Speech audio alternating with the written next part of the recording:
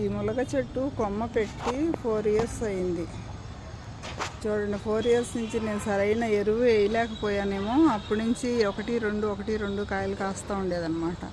ఈ సంవత్సరం దాదాపు ఒక 40 కాయల దాకా వచ్చినట్టుగా అనిపిస్తుంది నాకు. ఈ మొత్తం కోసేసరికి ఎన్ని అవుతాయో, ఇంకా పోతుంది. ఇంకా పిందెలు చిన్న పిందెలు కూడా ఉన్నాయి. ఇది ఈ సైజు వచ్చినాయి ఫస్ట్, కాకపోతే ఇది చాలా లావుగా అవుతాయి ఈ కాయలు. దీనికి పెట్టిన డబ్బా చూడండి ఎంత డబ్బాను. ఇదిగోండి, ఈ డబ్బాలో 2 కొమ్మలు పెట్టాను. ఒక కొమ్మ నుంచే కాయలు వచ్చినాయి, 2వ కొమ్మ నుంచి కాయలు లేవు. ఇది గవర్నమెంట్ నర్సరీ నుంచి పడేసి ఉంటే కొమ్మ తీసుకొచ్చాను అన్నమాట. నేను తీసుకొచ్చి అది పెట్టాను.